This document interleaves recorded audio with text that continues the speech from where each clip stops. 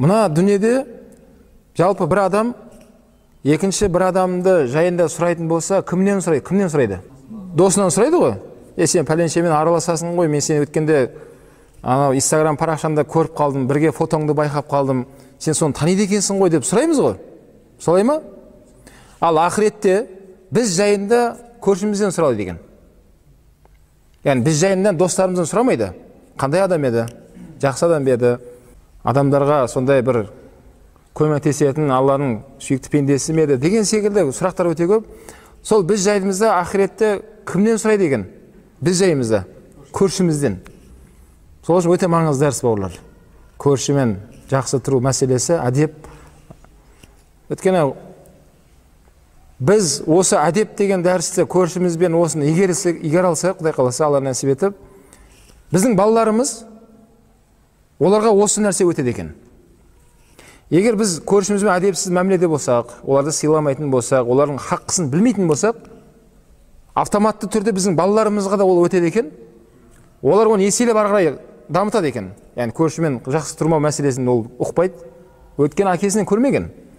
Яғни әкесі көршімен сыйласқанын көрмеген, әкесі көршімен жаңағыдай алыс беріс болып көмектескен, қонаққа шақырып көрмеген болса бала автоматты түрде осы нәрсені ары қарай бала алып кетеді екен. Қазақта сөйтіп айтады, әке көрген оқ жонар. Яғни бала көру әкесінің қандай ортада қалай өзі болған, көршімен қалай мәміледе болған деген секілді. Өте маңызды дәріс екен бауырлар. Енді әрқайсымыздың хадис бойынша әрқайсымыздың 3 көршіміз болады екен.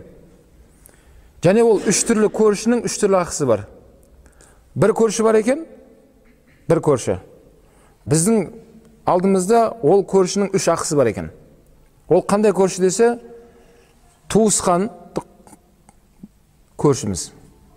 Яғни бауырың болса, ағайын бір атадан тарап келе жатқан қан бауырыңмен көрші болып тұрған болсаңыз, біздің оның алдында неше ақымыз бар екен? Бір-біріміздің алдымызда 3. Қандай десе, біріншіден сол қан бауыры болған, яғни туысқандық бауыры ақысы, екіншісі мұсылмандық ақысы бар екен, үшіншісі көршілік ақысы бар дейді.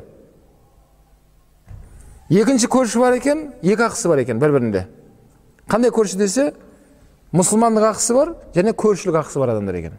Яғни туысқан емес, бірақ мұсылман. Мұсылман болды ма, міндетті түрде автомат түрде 2 ақысы бар бізде. Бізде оның алдында, оның біздің алдымызда. Мұсылмандық көрші және ақысы көршілік ақысы бар дейді. Үшінші көрші бар дейді, тек қана көршілік қана ақысы бар. Ол басқа дін өкілдері, христиан ба, еврей ма, басқа дін өкілдері. Ол да көршіміз. Яғни оның да біздің алдымызда ақысы бар екен, біздің де оның алдында ақысымыз бар. Қандай ақы ол? Көршілік ақымыз бар екен.